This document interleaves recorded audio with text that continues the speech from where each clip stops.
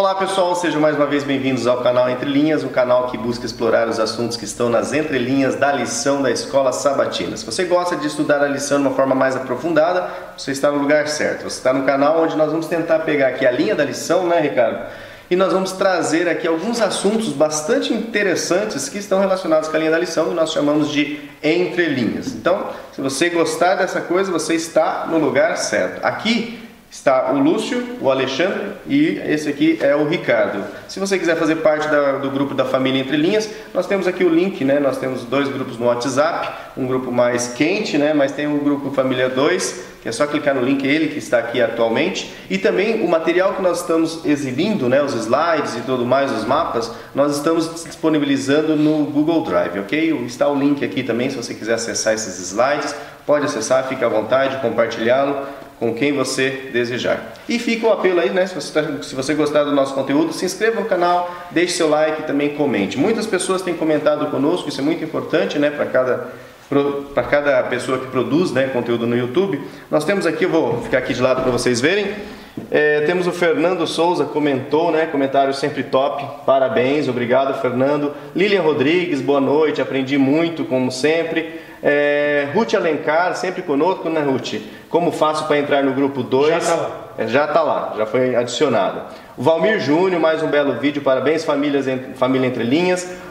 Robertson Dolce comentou: olá pessoal, manda um abraço para meu filho Leonardo Dolce, de 7 anos. Nós temos abraço, aí... Leonardo! Leonardo, 7 anos, né? Conteúdo pesado. Conteúdo pesado para criança, mas é próprio sim, a criança tem que aprender desde pequeno, pessoal. Vários outros comentários: Denis, Massai, Carlos, Ildemar, Jonathan, Guiomar, Dario, Moura e outros aí que comentam conosco. Pessoal, muito obrigado pelo comentário de vocês, isso agita mais aí a nossa rede aí do Entre Linhas, né, e faz com que a gente se relacione mais com quem assiste esse conteúdo, que nós nem temos noção para onde esse conteúdo está chegando nessa rede do YouTube, ok pessoal? Então muito obrigado aí por você prestigiar o nosso conteúdo. Deu joinha? Tem que dar um joinha, falei, né? Lembrando pessoal, nós estamos agora iniciando a 7ª lição desse terceiro trimestre de 2018, a primeira viagem missionária de Paulo. Novamente a linha da lição vem trazendo, né, o que aconteceu depois da conversão de Paulo. E aí o Ricardo vai iniciar logo mais o que aconteceu, né, com Paulo, com Pedro, Barnabé, para onde que ele foi, onde eles ficaram, onde eles estavam antes de iniciar, né, a primeira viagem. Vamos contextualizar um pouco, né? Nós vamos falar também sobre Antioquia, né? Será que Paulo, ao pregar lá, ele pregava primeiro para os judeus, depois para os gentios? E aí nós vamos continuar toda essa análise dessa história, né? Para quem não sabe, o Alexandre é historiador, ok? E o Ricardo é bacharel em Direito, mas gosta muito de estudar história e os autores, né, os historiadores. Beleza, pessoal? Nós já vamos começar então com a contextualização, né, Ricardo? Aonde que aconteceu? O que aconteceu? Vamos fazer uma recapitulação do que aconteceu com Paulo, né? Isso. A gente vamos começar lá na estrada de Damasco. Conversão na estrada de Damasco. Nós não vamos entrar em detalhes, né? As lições anteriores, né? Lição 5, a conversão. Isso. Então vamos lá. Ele está em Damasco, a história da conversão, não vamos repetir. Aí ele caminha para Damasco com as cartas. Ele era um shaliach, enviado do Sinédrio, coisa e tal. Ele se converte, ele vê o Mashiach, fica temporariamente cego, vai até Damasco. Ananias vem e cura os seus olhos, né, cai como escamas no chão. E de Damasco, ele sai de Damasco. Isso. E ele parte de Damasco para Arábia e fica um tempo na Arábia se reciclando, vamos dizer assim, de todo Foram muitos anos de ensinamentos, né? De interpretações incorretas com relação à Torá. E ele volta depois novamente para Damasco. Então a gente vê duas fases de pregações, né? Uma primeira fase em que ele prega o que ele viu no caminho, né? Que ele se torna também uma testemunha, ele vê também o Messias, né? Também o Messias ressurreto. E uma terceira fase que ele já volta para Damasco, agora a pregação já é outra, agora é uma pregação mais doutrinária. Ele estava lá na Arábia se reciclando, não só se reciclando, estudando o texto, mas o Espírito Santo também trabalhando com ele permitindo o Espírito Santo para ele buscar esse reinterpretar, vamos dizer assim, mais adequadamente da Torá. Então, quando ele já volta com um outro tipo de discurso. Então, podemos colocar aí duas fases do cristianismo também. Depois ele conspira contra ele já começa a sentir na pele, e a lição de hoje nós vamos trabalhar muito isso. Aquilo que Estevão passou e ele compactuou, o apóstolo Paulo vai receber tudo de volta, vamos dizer assim. E ele não reclama disso. Ele não reclama disso. Ele fala que estou crucificado com Cristo. Ele não... Não é um ato de vingança de Deus, de justiciamento de Deus, mas é a consequência daquele que escolhe seguir a Cristo. Sim, Jesus mesmo falou que os discípulos eles seriam perseguidos, seriam apedrejados, seriam levados diante de juízes. E o próprio discurso de Estevão, né, fala dos profetas, que fala, quando ele faz aquela Líbia, a gente já falou sobre isso, quando ele fala da contenda, e cita os profetas que vocês também perseguiram, mataram, coisa e tal, e o profeta maior, que além de profeta é rei e Messias. Tá, continuando. Aí ele sai, de novo, ele parte uma primeira vez para Jerusalém e chega em Cesareia e depois ele vai para Tarso. Fica ali um tempo em Tarso. E o que tudo isso se relaciona com a lição dessa semana, com relação à primeira viagem de Paulo? Antes disso, veja, ele estava ali em Tarso. Lição passada a gente viu Pedro. Sim. Lição passada, lição 6. A gente viu a história de Pedro. O evangelho chegando na região da Samaria e da Fenícia, né? O evangelho começa a se espalhar no mundo gentílico. E Pedro, a gente falou, funcionaria assim, mais ou menos como um precursor daquilo que Paulo iria fazer com mais amplitude. Pedro estaria na retórica do livro de Atos, vamos dizer assim, na construção do texto de Atos, para Paulo, assim como João Batista estava para Jesus.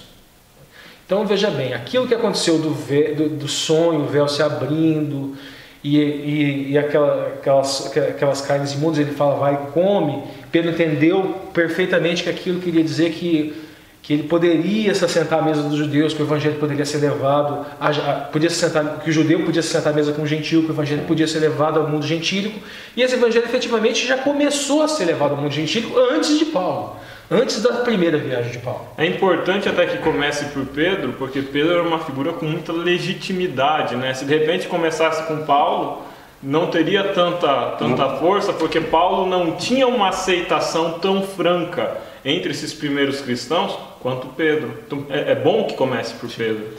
É uma licença divina, né? Então veja bem, e agora o que acontece? Começou a se espalhar e perceberam, né, chegou a informação para eles, que ali em Antioquia da Síria, estava se espalhando de uma forma um pouco que saltava aos olhos. E enviaram para lá então um sujeito chamado Barnabé. E Barnabé estava lá em Antioquia da Síria, chegou lá, viu que estava e começou a pregar lá, e começou a trabalhar lá em Antioquia da Síria. E ele, obviamente, iluminado pelo Espírito Santo, Paulo está em Tarso.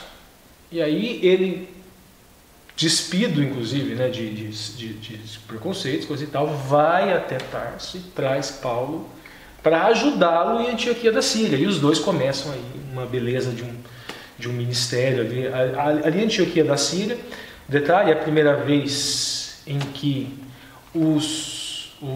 aqueles que aceitavam Jesus como sendo Messias, aqueles que aceitavam Yoshua como sendo Mashiach, que aceitavam Jesus como sendo Cristo, eles são chamados de cristãos. Começa ali, Antioquia, vocês vão ouvir isso em todos os vídeos, né? Essa é uma referência já batida. Tá, começa o ministério. E dali o apóstolo Paulo parte para todas as suas viagens missionárias, que 3, com certeza, talvez uma quarta. E ali é o QG, vamos dizer assim, de todo esse processo que nós vamos ver. Não agora. Foi o único lugar que ele morou, né? Depois ele chega a morar em Corinto, ele passa um tempo, acho que em Éfeso também, ele monta uma... porque essas viagens não são como é hoje. Não é um dia, uma semana. Isso, a gente pensa na viagem, tipo assim, eu vou daqui até Maringá, eu vou e volto. Não, Essas viagens, ele para, fica meses morando, trabalhando, fazendo tendas. Então, a gente não pode pensar... Mas os vínculos com a Antioquia da Síria, eles permanecem? Sempre permanece. Como é, vamos dizer assim, a Antioquia da Síria estava para o mundo gentílico, o evangelho levado ao mundo gentílico, assim como Jerusalém estava para os judeus. Legal. Não se restringia ali, mas... Tinha festa de peregrinação. Cristãos judeus, né? Isso. Porque tinha festa de peregrinação, a solenidade do Pentecostes. Todas as 3 festas de peregrinação eles voltavam para Jerusalém. Então, ou seja, esse evangelho para o mundo judaico, para os chamados judeus helenistas, né? Tinha Jerusalém, vamos dizer assim, como um QG, e para os gentios teria a Antioquia da Síria. Então, teria esses 2 QGs aí, que nós vamos ver agora. Vamos para a viagem de Paulo agora. Legal, então vamos para os slides. Vamos lá, lição 7, primeira viagem missionária de Paulo. Aqui, no primeiro versículo, Atos dos Apóstolos 13:1. Essa primeira palavrinha aqui, a gente já vai trabalhar um pouquinho ela aqui, na congregação que estava em Antioquia. Essa Antioquia aqui é a Antioquia da Síria. O Alexandre vai falar sobre a Antioquia da Psídia depois. Eu vou pegar essa questão primeiro de congregação. A gente pode utilizar Anashim, no hebraico. A gente pode utilizar Kahal e o Edar. O Anashim traz uma conotação de pessoas, e o Kahal, pessoas reunidas. Agora, o Edar, que também poderia ser uma palavra que poderia ser construída com congregação, é aquela noção de testemunhas. Então, tudo aquilo que a gente fala hoje é muito comum de se falar de eclésias no grego para se referir à igreja e dizer que igreja ela não se refere a prédios construídos, e sim a pessoas. A gente encontra, de certa forma, também no hebraico. A gente encontra, por exemplo, Mateus 18:20, o Messias falando, onde estiverem 2 ou 3 reunidos, lá também eu estarei. Porque essa conotação essa informação de igreja, de um corpo no qual a cabeça é o Eterno, ou a cabeça é Cristo, ela já estava também no hebraico se relacionando a pessoas. Mas existia a sinagoga que foi obviamente construída com a finalidade de estudar a Torá. Era a casa dos mestres da lei. E era a casa dos purushins, é onde os fariseus, os purushins, dominavam, vamos dizer assim. Em contrapartida tinha o templo, onde os saduquins, que seriam os saduceus, dominavam. Agora veja bem, então é importante que essa questão de congregação é pessoas, não é muro, não é tenda. Tá? Na congregação que estava em Antioquia, havia alguns profetas e doutores. E aqui como eu coloquei aqui as duas expressões aqui em grego, aqui o profetai e o nevim, em hebraico. A saber, Barnabé, Simeão, chamado Níger, chamado negro, Lúcio, coloquei aqui também o Louquios, o Lúcio é meio louquinho mesmo, o Cirineu. Esse Cirineu aqui, essa é uma região da África, que em grego seria Quirineaios, e Manaém, que fora criado com Herodes. Esse Herodes aqui é o Antipas, o tetrarca, e o Shaul Rachalia, Saulo, o apóstolo. Um pouquinho aqui agora, essas pessoas aqui. Vamos notar a diversidade desse grupo. Todos judeus, tudo bem? A gente tem Barnabé, que era José, daí cognominado pelos apóstolos como Barnabé, que em grego seria Haios Paraklésios, que traduzido seria o filho da consolação. Ele era levita, então a gente vê aqui que ele, mesmo sendo um levita, ou seja, ele trabalhava no templo, o corbanote, o sacrifício, ou seja, a função dele, o ganha-pão dele era justamente o que Cristo veio criar, um desnível. Ou seja, não há mais necessidade de corbanote. Os corbanotes cessam, porque o Cordeiro de Deus foi morto. Mas ele, mesmo sendo um levita, ele se converte ele se converte e desenvolve a emuná no Mashiach. Ele era natural de Chipre, e nós vamos ver que nessa primeira viagem o apóstolo Paulo vai a Chipre. A gente tem irmão Simão de Cirene. É feita uma associação, essa não é unânime, não é pacífico isso, a esse Simão aqui, que também era de Cirene, Cireneu, com Marcos 15:21. Isso não é pacífico, que seria aquele que carregou a cruz do Mashiach. Então veja bem, associa-se então que seria esse Simão Cirineu, pai de Alexandre e de Rufus, que por ali passava vindo do campo a que levasse a cruz. A gente tem Lúcio aqui também, Cirineu também, da costa norte da África, quase de frente à ilha de Creta, e aqui Manaém, ou Manahem, irmão adotivo de Herodes Antipas. Coloquei aqui a expressão grega utilizada, que seria Sintropos e na Vulgata Calacteneus. Alguns falam que é irmão de leite, que ele foi criado junto, que seria o irmão adotivo, então existe essa variação. Mas note a diversidade do grupo dos judeus helenistas. Aqui a gente vê aquele vínculo, que é quando o Messias escolhe alguém, até os defeitos, as falhas do povo, no caso, ele escolheu o povo de Israel, ele escolheu aquele povo. Ele sabia o que ia acontecer, que eles iam se perder pelo caminho e que se perder pelo caminho, eles iriam se espalhar pelo mundo. E esse espalhar pelo mundo Deus transforma aquilo numa bênção. E essas características diferentes acabam sendo vínculos para que esses judeus possam ir levar esse evangelho para gentios. Porque como eles não propriamente eles não estavam, eles não seriam judeus, vamos dizer assim, entre aspas, puros. Então essas ligações com o mundo gentil lhe facilitou muito. Um detalhe que eu quero falar aqui de Barnabé era homem de posses, provavelmente também muito conhecido nessa região onde o apóstolo Paulo iria fazer a primeira viagem. E ele iria com o apóstolo Paulo nessa primeira viagem. Então vamos lá, vamos continuar aqui. Aqui eu coloquei as duas expressões gregas, que seria Chipre, né, Cripron, e aqui Seleuquian, ou Seleucio, que seria onde começa o caminho. Eles estavam mais ou menos aqui, ó, Antioquia da Síria, eles descem até Seleucio, vão aqui até o porto. Depois daqui eles vão até Salamina, e depois de Salamina eles vão até Pafos. E assim esses enviados pelo Espírito Santo, Ruach HaKodesh, desceram a Seleucio e dali navegaram para Chipre. E lembrando que Barnabé era a terra de Barnabé. Essa ilha aqui de Chipre é a terra de Barnabé. Com eles foi também João Marcos. Aqui nós temos dois nomes. O Yohanan, que é um nome hebraico, e o Marcos, que é um nome grego. Significa Deus guerreiro, cheio de graça. João Marcos é composto de dois nomes de origem diferente, João e Marcos. João vem do hebraico, o Yohanan, a partir da união de... E assim sempre. Vamos lá. E chegando a Salamina, anunciava a palavra de Deus nas sinagogas judeus. E tinham também João como cooperador ou ministro. O que eu assisti, Atos 13, 5. Vou trazer um detalhe aqui, que o João Marcos, depois que eu vou contar o que aconteceu na ilha de Chipre mais para frente. Mas antes eu vou falar de João Marcos aqui. Depois que eles saem da ilha de Chipre, eles vão aqui para Perge. Daqui para frente a gente não tem mais João Marcos. Provavelmente João Marcos volta. E os dois seguem viagem sozinho. Naquela época a viagem era um pouquinho diferente. Cada um devia ter uma função e uma distribuição de função para que não sobrecarregasse, que não fosse a viagem, não fosse muito difícil. Então, peso para carga, inclusive. Então, uma pessoa se ausentar da viagem não é a mesma coisa de eu chegar para o Lúcio. Lúcio, vamos para Maringá? Eu te dou uma carona.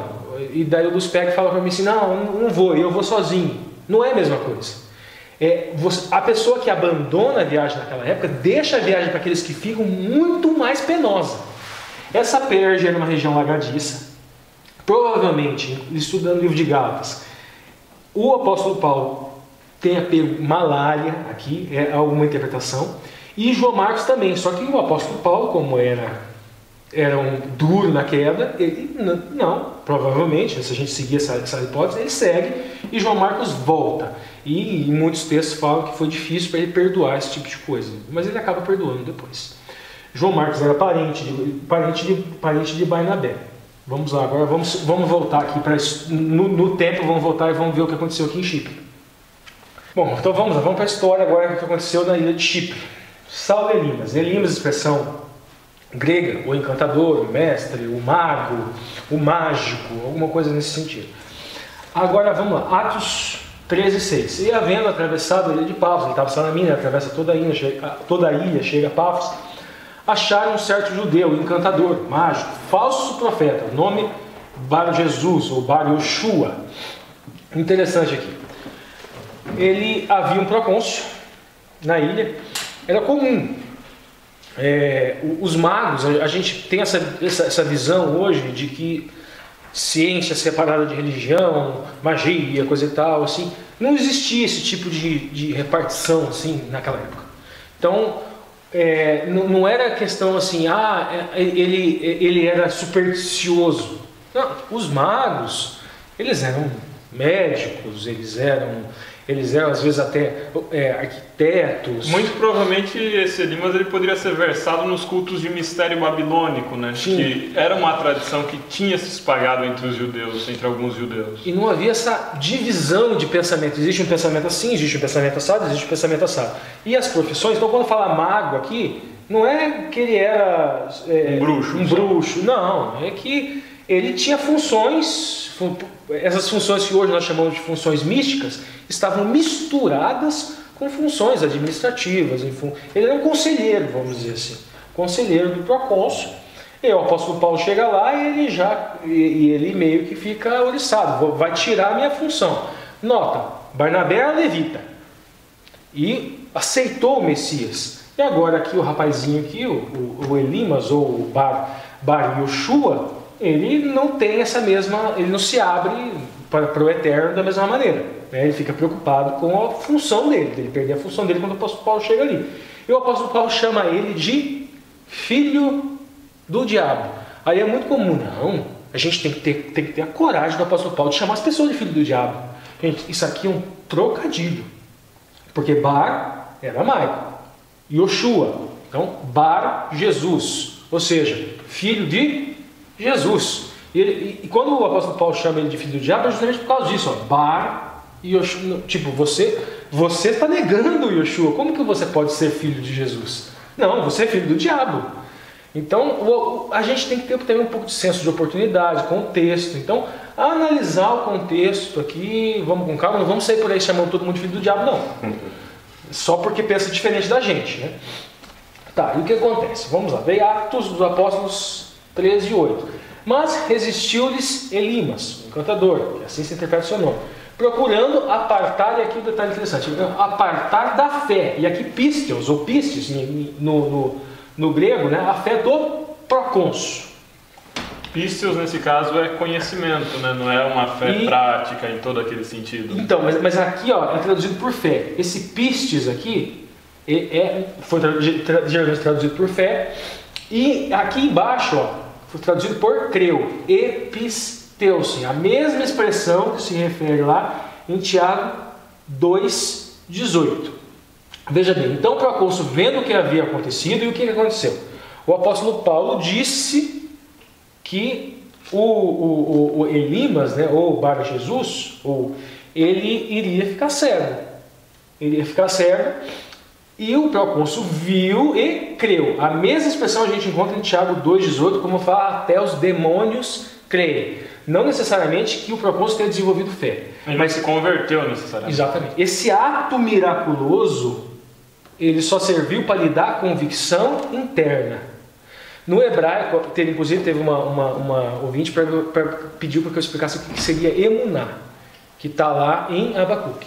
Emuná, em hebraico, geralmente é traduzido por fé. O Alexandre criou, com base no que ele lê lá, ele criou um jogo de linguagem. É fé atuante. Fé operante? Operante, isso. Em emuná, você não precisa criar binômio. Emuná, por si só, é fé operante. A gente estuda, a gente vai lá no Hebreus 11, a gente vê, aquilo lá é emuná, gente. Então, parte da convicção interna.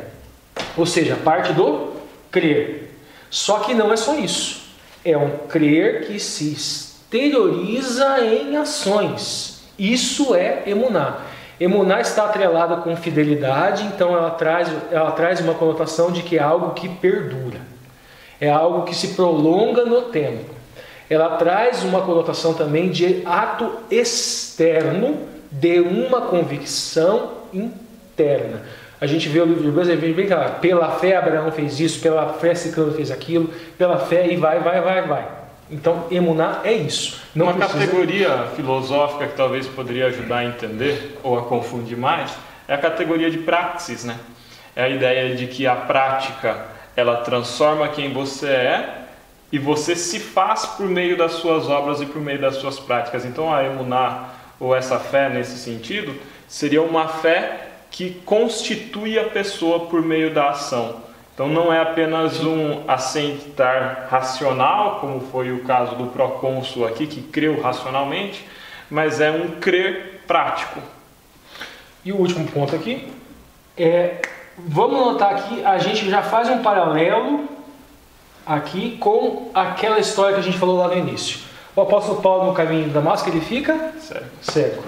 E aqui o mago, ele fica temporariamente também cego. Simbolicamente isso também traz a referência da cegueira espiritual, de você ter a Torá na sua mão, de você ter a instrução na sua mão e você não consegue enxergar o Messias na Torá, você não consegue enxergar amor na Torá, você enxerga tudo, enxerga ódio, enxerga discriminação, enxerga tudo, menos amor e o Messias. Depois, Icônio, Listra, Derbe, e fazem o caminho de volta depois. A primeira cidade onde eles param é Perge. É interessante porque Perge é uma cidade portuária, era uma cidade que tinha um tamanho relativo até, era uma cidade que tinha uma importância comercial, principalmente no comércio de cabotagem, né? Então saíam navios, vinham todo pelo litoral aqui por uma questão de segurança, as técnicas de navegação não eram assim tão avançadas na época. Então existia todo um comércio de cabotagem e Perge era um porto importante, era uma região portuária. E Paulo não prega em Perge, pelo menos a Bíblia não fala que ele prega. Então temos algumas hipóteses para isso. Uma hipótese é de que ele pregou, mas a Bíblia não fala. Outra hipótese é que ele deixou para pregar na volta, porque ele já pretendia, quando veio, fazer um caminho e retornar por ele. Então, se eles já recebessem uma resistência muito grande aqui em Perge, todo o restante da viagem poderia estar comprometido. Mas existem outras hipóteses também. E aqui João Marcos abandona ele de volta. Então não sabemos também, de repente ele seria incapacitado de pregar em Perge. Tudo isso é nível de hipótese, gente. Outra hipótese de que ele pretendia, a partir de Derbe, seguir para Tarso, só que a viagem foi interrompida pelo apedrejamento, depois teve que retornar. E vocês notam também que ele volta. Sim. Veja bem, ele sai daqui, vem para cá, ele podia seguir caminho por aqui, ó. Inclusive na segunda viagem missionária, ele vem por terra, sai daqui, vai para Tarso e segue na segunda. Na quinta-feira a gente vai entender um pouco do porquê fazer esse caminho, né? Mas então, aqui de Perge, ele segue para Antioquia. E aí era uma cidade importante, um posto militar, uma cidade importante na região da província da Galácia. Só me permita um pouquinho falar dessa questão da Galácia. Essa Galácia aqui, essa Galácia do Sul. Tem aqui em cima uma Galácia que seria chamada de Galácia, aqui, mais ou menos por aqui, a Galácia do Norte, que seria chamada Galácia étnica, que seriam povos, etnias, que teriam vindo da França, onde é a França hoje. Da Gália, né? É Gália naquela época, onde é a França hoje, e povoado aqui. Pedro, a gente sabe, Bitínia, Ponto, que é mais ou menos aqui nessa região, ele pregou nessa região aqui. Agora, o livro de Gálatas, e qual que é a importância de tudo isso que a gente está falando?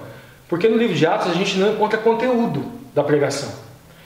Mas essa parte aqui, que seria chamada Galácia sob o sentido político, que era a província romana, como o Alexandre já falou, então, se o apóstolo Paulo, ele está dizendo no livro de Gálatas, essa Galácia sob o termo político, então o conteúdo das pregações nós encontramos no livro de Gálatas, porque no livro de Atos não deixa claro qual seria esse conteúdo. Beleza. Agora, qual que é a estrutura da fala dele em Antioquia, narrado no livro de Atos, né? Para além do conteúdo da carta aos Gálatas, o que ele fala lá no livro de Atos? O autor da lição, o Paroski, ele segue afirmando o seguinte, que ele pregava primeiro na sinagoga, pregava para os judeus e depois ele saía e pregava para os gentios. Só que estudando a estrutura narrativa lá do livro de Atos, a gente não percebe bem isso, do versículo 16 até o versículo 41. É interessante porque quando ele entra na sinagoga, lá no comecinho, já no versículo 16, no final do versículo 16, varões israelitas e vós outros que também temei a Deus.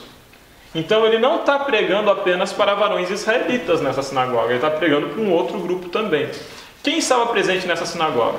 Nós tínhamos judeus de origem, os judeus da diáspora, judeus da dispersão. Tinham na sinagoga também prosélitos, que eram gentios conversos, então pessoas que tinham se convertido ao judaísmo, que antes eram gentios e que agora passavam pelo ritual da circuncisão e assumiam-se como judeus, esses eram os prosélitos. E tinham também os chamados homens piedosos. Homem piedoso, nesse caso, geralmente está associado a um gentio não circunciso, um gentio incircunciso, que está conversando com o judaísmo, está se aproximando, está estudando, está entrando em contato com a mensagem dos judeus. E então, quando Paulo vai pregar, ele fala a esses dois grupos dentro da sinagoga. Agora, se a gente segue no versículo 18 até o final, a gente entende que ele começa dentro da sinagoga não se dirigindo aos judeus, ele começa se dirigindo aos gentios. E ele faz para esses gentios, tanto prosélitos quanto gentio dos chamados incircuncisos, ele diz para esses dois homens piedosos, ele diz para esses dois o seguinte: vamos fazer um resumo da história dos judeus. E ele faz um resumo para eles que não é um resumo muito agradável dos judeus ouvirem. E quando ele se dirige aos judeus, ele se dirige na terceira pessoa, olha só. Quando ele fala de Deus, suportou-lhes os maus costumes. Ele não fala suportou-nos os nossos maus costumes. Suportou-lhes, ele está se referindo ao povo no deserto. Então, eles pediram um rei, lá no versículo 21. Eles quem? Os judeus. Ele não está falando dele, ele está falando da terceira pessoa. Então, eles, judeus, pediram um rei.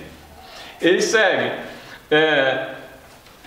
No versículo 26, irmãos, descendência de Abraão, e vós outros que temei a Deus. Então, num primeiro momento, ele se dirige aos gentios, dentro da igreja, tanto piedosos quanto prosélitos. Chega no 26 e ele fala: agora eu vou falar para os judeus. Irmãos, descendência de Abraão, e vós outros os que temei a Deus, a nós nos foi dada a palavra dessa salvação. Então agora ele fala na primeira pessoa, tanto aos judeus quanto aos gentios, primeira pessoa do plural aqui. Quando condenaram, e agora falando dos judeus condenando Jesus, quando condenaram, cumpriram as profecias. E aí por fim ele fala: mas Deus o ressuscitou dentre os mortos, se referindo a Jesus Cristo. A mensagem de Paulo, ela começa pelos gentios, explicando quem são os judeus, explicando as tentativas reiteradas de Deus de resgatar os judeus de vãos procedimentos, de rebeliões, de teimosias. Ele se dirige aos judeus também, demonstra e fala que foram os responsáveis pela morte de Cristo e que nisso estavam cumprindo aquilo que já estava profetizado. E por fim, ele passa a dizer da morte e da ressurreição de Jesus, que garante esperança de salvação. Mas o centro, e nisso eu concordo com o autor da lição, o centro dessa pregação e da mensagem de Paulo, ela se encontra lá nos versículos 38 e 39, e diz assim: se vos anuncia a remissão de pecados por intermédio deste, de Cristo, e por meio dele todo o que crê é justificado de todas as coisas das quais vós não pudestes ser justificados pela lei de Moisés. Então, a mensagem de Paulo, já nesse primeiro momento, fala da caducidade da lei enquanto instrumento de salvação, da incapacidade de ser salvo pela observação do código mosaico. Isso inclui tanto os 10 mandamentos, quanto as chamadas leis morais, leis cerimoniais, todo o código mosaico, todo o Pentateuco, são incapazes de produzir salvação em si, porque a salvação existe unicamente em Cristo, aquele que morreu e ressuscitou, cumprindo a profecia. Esse pensamento ele foi revisitado por Paulo lá no livro de Romanos, capítulo 8, bem mais para frente, muito tempo depois, no livro de Romanos, capítulo 8, versículo 3. Olha só. Porquanto o que for impossível à lei, no que estava enferma pela carne, isso fez Deus, enviando o seu Filho em semelhança de carne pecaminosa no tocante ao pecado, e com efeito condenou Deus na carne o pecado. Cristo seria, nessa abordagem de Paulo, um instrumento utilizado por Deus para derrotar definitivamente o pecado. E nisso, Cristo faz aquilo que era impossível de ser realizado pela lei. Promove a salvação. Porque nós, pecadores que somos incapazes de nos salvar pela observância da lei. Incapazes porque somos incapazes de cumprir a plenitude da lei nas nossas obras, e incapazes porque a observância da lei no presente e no futuro não é suficiente para nos perdoar dos pecados passados. Quem faz isso apenas é Cristo. Existe toda uma discussão, e esse já foi objeto de debate aqui no canal, sobre a discussão entre lei e graça dentro da Igreja Adventista. A gente falou já sobre o Congresso de Minneapolis em 1888, as posições dos irmãos Smith, as posições de Jones, de Wagner, a posição de Ellen White. A questão da Conferência Geral de Minneapolis, então, ela está muito bem abordada pelo Knight. Ele, se não me engano, fez uma tese de doutoramento sobre, e produziu aí 2 ou 3 livros também sobre o assunto. Quem tiver mais interesse, vale a pena ir ler 1888 do George Knight. Avançando agora na viagem de Paulo, ele parte de Antioquia da Psídia e ele vai até Icônio. E aí aqui em Icônio começa a ter um problema. Em Icônio ele repete aquilo que tinha feito na Antioquia da Psídia. Ele vai pregar na sinagoga. Dentro da sinagoga estavam judeus, piedosos, prosélitos. Tinha essa dinâmica cultural, a convivência de gente dentro da sinagoga. E em Icônio ele é de pronto aceito. Muitos judeus acolhem a mensagem, muitos gentios prosélitos e muitos gentios piedosos aceitam a mensagem, e parece que a coisa vai ser promissora. Mas ali em Icônio também existe uma oposição de judeus tradicionalistas, de judeus que não aceitam a mensagem e de judeus que começam a promover agora a perseguição a Paulo, que vão ser depois responsáveis pelo apedrejamento dele na continuidade da viagem. Que justamente vem daqui para aqui. E seguem ele para Icônio. Eles já vinham dando problema desde Antioquia. Inclusive aquilo que você estava falando, que ele não prega aqui, né? A perseguição começa em Icônio. Primeira pregação dele aqui nessa galáxia sobre em Antioquia. Em Antioquia, e daí aqueles que se opõem em Icônio já tem porrada. Aqueles que se opõem a Antioquia vêm para Icônio. Se antecipam para justamente se opor a ele. E aí é interessante também porque a Bíblia fala no livro de Atos capítulo 14, leem lá versículo de 1 a 7, que o final da pregação de Paulo e Barnabé em Icônio eles fugiram. E parece incoerente, né? Ele critica o João Marcos aqui, que fugiu, mas ele aqui em Icônio fugiu também. E os apóstolos, muitos foram apedrejados, crucificados, executados nas arenas. Por que fugir? Essa fuga dele em Icônio não é uma fuga do tipo, eu estou com medo, eu vou salvar minha pele. Não. A fuga dele em Icônio era uma retirada necessária para que ele conseguir continuar pregando. A viagem dele não tinha acabado. Ele queria seguir pregando. Isso, eu pensei em um trocadilho aqui. João Marcos fugiu da pregação do Evangelho. Aqui não, eles fogem para pregar o Evangelho. Sim. Então, aqui ele não era uma fuga de preservar a própria vida. Era uma fuga de garantir que eu vou ter condições de continuar pregando. Porque depois, tanto é isso, que ele volta para Icônio e prega lá de volta. Podemos seguir agora para a lição de quinta e sexta-feira. Legal, né, pessoal? Muitas entrelinhas. Não esqueça novamente, deixe seu joinha. Se tiver alguma coisa a acrescentar, alguma dúvida, comente aqui embaixo, é muito importante. Isso ajuda a promover aí o conteúdo dentro da plataforma do YouTube. Bom, agora então nós vamos avançar, né, Ricardo? O Ricardo inclusive preparou alguns slides, lembrando que esses slides estão disponíveis aqui, ó, no link.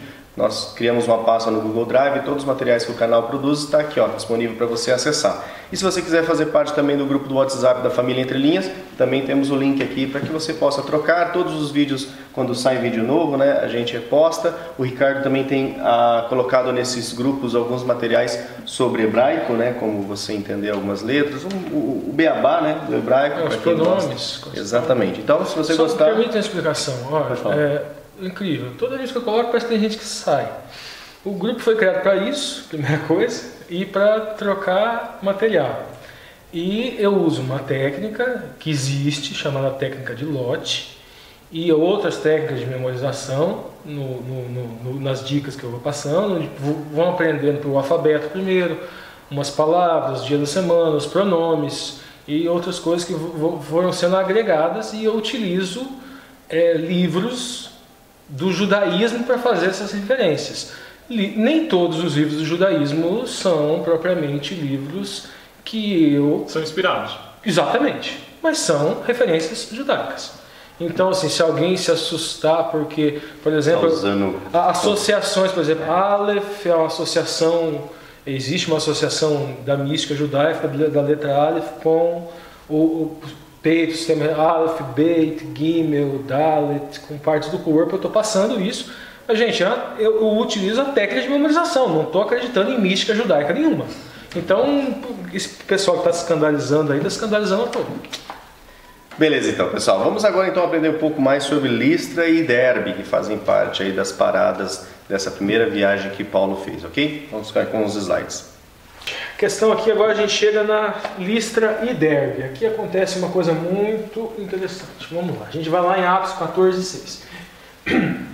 E havendo um motim, tanto dos judeus como os gentios, com os principais, para os insultarem, apedrejarem, sabendo a eles, fugiram para Listra e para Derbe. O Alexandre estava falando de Icônio, isso acontece em Icônio, cidades da Licaônia, e para as províncias circunvizinhas. A gente tem aquele mapa, o Alexandre estava explicando aqui, Antioquia da Psídia e aqui Icônio. E daí aqui acontece esse complô e eles saem. Veja, começa aqui em Antioquia da Psídia, eles vêm atrás deles lá em Icônio, e agora chegam aqui a Listra e Derbe regiões. Aqui em Listra e Derbe acontece uma coisa que você pode trabalhar nessa classe, que a gente pode chamar de crente passional. Aquela pessoa que aceita o Evangelho com muita rapidez, e aceita tudo, e começa a fazer isso, e começa a fazer aquilo, e procurar isso, procurar aquilo, e começa a apontar e de uma hora para outra, larga tudo.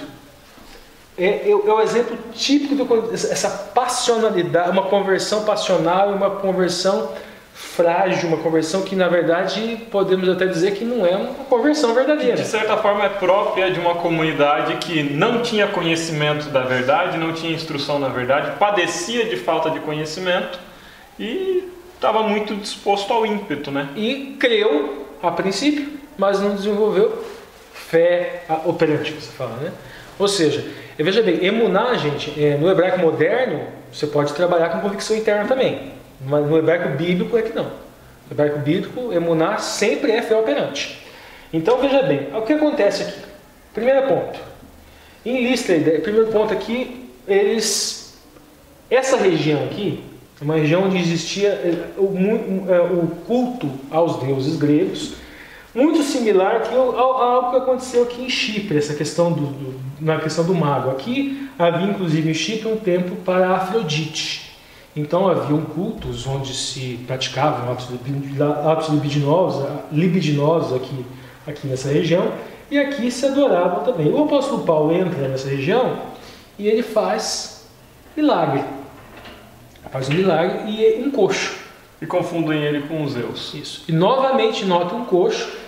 Dá para se fazer novamente com Pedro, aquele paralelo que foi feito entre o milagre de Pedro, do coxo de nascimento, e o Messias, pode ser feito aqui agora também. Uhum. Esse mesmo paralelo com esse milagre do apóstolo Paulo, e nós falamos que poderia ser um arquétipo paralisia do cristão. O cristão recebe o evangelho, mas agora ele é renovado e ele se dispõe a levar esse evangelho, a andar, a caminhar. E é justamente isso que o apóstolo Paulo fez aqui. De certa forma, nesse momento aqui, João Marcos, ele se mostrou paralítico, sob o ponto de vista da fé. Mas depois ele é membro, ele é extremamente importante nessa obra. O apóstolo Paulo perdoa ele. Não depois... vamos crucificar o João Marcos, que a gente arrega por muito menos. Muito menos, cara. Provavelmente o cara pegar malária, o apóstolo Paulo é que é fora de série. Né? Então vamos lá. Tá. E confundem ele com Júpiter e com Mercúrio. Vamos Zeus e Hermes, né? Exatamente. Vamos para o próximo slide lá que eu coloquei aqui. Estava sentado em Listra, certo varão impotente dos pés, coxo desde o ventre de sua mãe, o qual nunca tinha andado. E o Paulo opera o milagre. E eles confundem, vamos para o próximo slide, confundem ele aqui com Júpiter, ou Zeus. Zeus, no caso Júpiter, é o senhor dos deuses. Júpiter, ele fazia com que reinasse toda a ordem e justiça, considerado o rei dos deuses e dos homens, o símbolo do raio que podia lançar contra seus inimigos. Mercúrio, ou Hermes, né? Por ser tão rápido, Júpiter nomeou o mensageiro dos deuses, ou seja, Júpiter nomeou Mercúrio mensageiro dos deuses, oferecendo-lhe umas sandálias com asas para fazer rapidez. Como Paulo era o portador? Falava, ele era mensageiro, ele era Mercúrio. Ele era Mercúrio. Como Barnabé é o que falava menos, ficava mais, não se destacava tanto, então ele era Júpiter. Feita essa associação com os dois. Os dois de pronto diziam não. A lição explica, né, que tinha uma lenda na tradição que acreditava que Júpiter e Mercúrio já tinham visitado antes. E que os deuses se apresentam a nós através de homens. E Paulo e Barnabé rasgam suas vestes, não. E eles já trouxeram animais para oferecer sacrifício para eles. Tudo, coisa não e tal. Entenderam nada, né? Entenderam nada. Você vê aqui que nós não estamos falando de judeu helenista, gente. Nós estamos falando... E nem de prosélito, e nem de homem piedoso. Aqui é grego. É o gentil mesmo. É gentil mesmo, que não tinha contato nenhum com a Torá. Totalmente perdidos, né? Então, e você veja, judeus que não aceitam vêm incitar esse povo. Mas interessante, Ricardo, que essas duas cidades elas eram pequenas. Entre os romanos e entre os filósofos gregos, o culto a esses deuses ele estava caindo em desuso. Eles entendiam muito mais esses deuses enquanto arquétipos filosóficos. A maioria dos filósofos, dos pensadores instruídos, eles não olhavam para esses deuses como sendo reais, como sendo, vou fazer sacrifício para um deus. Isso aqui é religiosidade popular, é um povinho numa cidade minúscula que acreditava nos deuses ainda, que fazia sacrifício para esses deuses e que acredita na literalidade da coisa. Então, Paulo ele não estava pregando num grande centro mais, ele estava pregando na esquina do mundo. Como acontece quando ele chega na Grécia, né? Lá é outra história, né? Completamente Lá a discussão era filosófica. Isso, é um grego completamente diferente. Mas o ponto que eu queria marcar é o seguinte, veja bem, gente, quem sai lá de Antioquia da Psídia, que vai para Icônio, depois chega... São judeus, são pessoas que tinham a instrução desde o berço. E eles vêm e incitam pessoas que não as tinham. Não tinha essa instrução desde o berço. Nunca tinham ido lá para pregar, né? Na hora que alguém foi para pregar, vamos lá para atrapalhar. Vamos lá para atrapalhar. Então veja bem, as pessoas que tiveram todas as oportunidades do mundo para adquirir a verdade, tiveram todos os indícios ao longo da história do seu povo, está lá toda a Torá, está lá os profetas, está tudo lá, e eles vêm atrapalhar quem não teve todo esse privilégio, né? E eles incitam o povo, vamos lá, incitam o povo, Atos 14, 19, mas prolongando-os, sobrevieram, porém, uns judeus da Antioquia e de Icônio, que tendo convencido a multidão, apedrejaram Paulo e arrastaram para fora da cidade, cuidando que estava como morto. Lembra que a gente falou atrás dos paralelos com a vida de Paulo antes de sua conversão? Estevão é apedrejado e suas vestes lançadas aos pés do apóstolo Paulo, e o apóstolo Paulo concordava com aquilo. E agora aqui, o apóstolo Paulo é apedrejado. Só que a diferença de Estevão foi morto porque a sua missão já tinha sido cumprida. Do apóstolo Paulo, ainda não. Então ele miraculosamente ele miraculosamente, ele vamos próximo slide, miraculosamente ele é salvo. Tanto ele quanto Barnabé. Tanto ele quanto Barnabé. Detalhe interessante aqui. Veja que a gente falou lá no início do mapa que o apóstolo Paulo, quando estava ali em Listra, Derbe, ele podia fazer o quê? O apóstolo Paulo ele podia seguir um pouquinho de caminho e chegar em casa. Sim, não, mas chegava em casa, chegava em Tarso.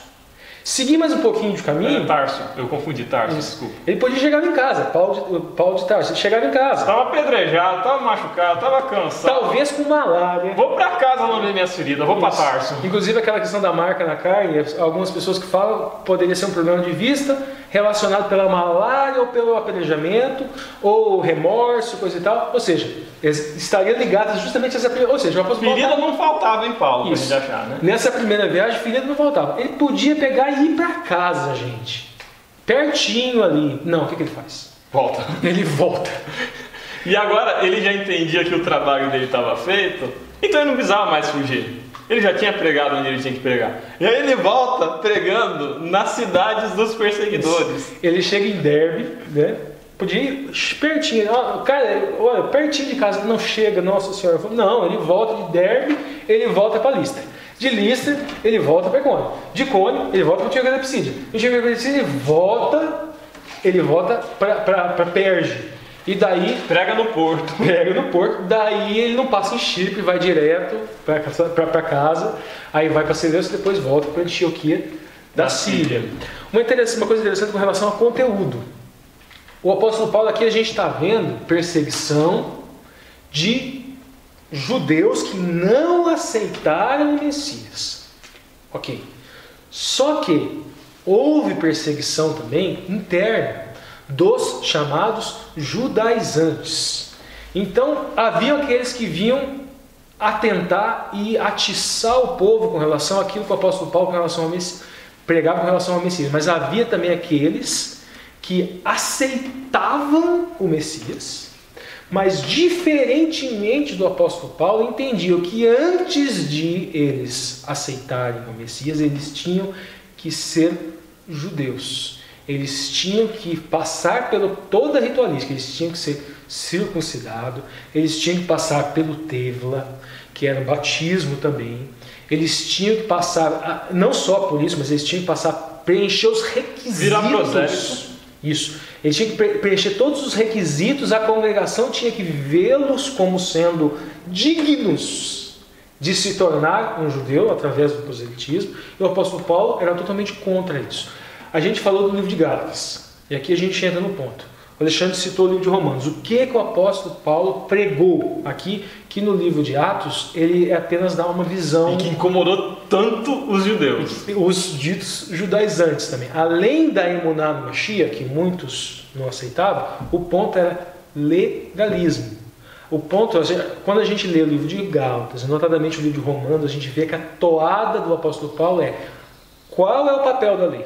A gente vai lá em Romanos. O papel da lei é fazer com que todos sejam culpáveis perante Deus. Em Gálatas, o apóstolo Paulo chama esse legalismo dos judaizantes, ele fala que a consequência é o cair da graça. Ou seja, se você pode optar por dois caminhos. E aí ele interpreta o Velho Testamento quando fala: eis que ponho diante de vós dois caminhos, o da vida e o da morte. Escolha da vida. O caminho da morte não é próprio, não é só uma questão de vida e pecado. É uma questão de você olhar para a lei e você entender que vou encontrar salvação nela, pelos meus próprios méritos. Quem encontra salvação na lei nega o Messias. Não significa que nós não devemos buscar obedecer a lei, mas a salvação não está ali. É para você olhar a lei, é para você se colocar no seu lugar, no seu devido lugar, e se você não se coloca no seu devido lugar, você nega o Messias, você cai da graça. Um ponto importante só para a gente encerrar. Conversando com o Lúcio, esses tempos, nós estávamos falando dos perigos de um liberalismo exacerbado e de um legalismo exacerbado. A lei e a graça têm cada uma o seu lugar devido. É isso que o apóstolo Paulo pregava. O problema do legalismo é de você encontrar mérito próprio. Se você encontrar mérito próprio, você cai da graça. O problema do liberalismo exacerbado é que exclui a culpa. Não só exclui a culpa, mas você pode cometer o pecado contra o Espírito Santo. Você peca, chega a um momento em que você não escuta mais a voz do Espírito Santo, você passa uma linha em que você não consegue... Se não existe culpa, não existe graça. Não consegue mais voltar. Você chega no problema de Saul. Ambos, Saul e Davi, vamos dar o exemplo de Saul e Davi, vou encerrar e isso volta. Ambos cometeram pecados, Saul e Davi. Só que Saul não ouvia mais o Espírito Santo.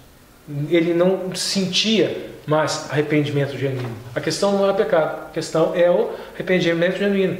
Salomão, e não vamos pensar que mesmo assim você está livre. Ah, não, vai chegar um momento em que eu vou...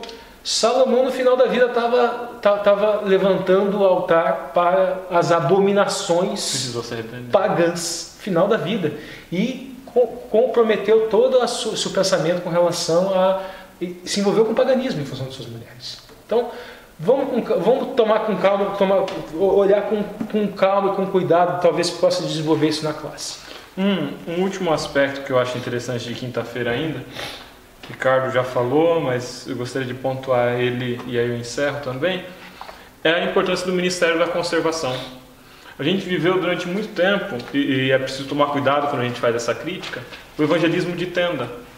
Ia lá, montava a tenda, fazia uma série evangelística, sorteava bicicleta, TV, videocassete, vinha um monte de gente, se batiza, ficava a tenda menos de um ano e ia embora.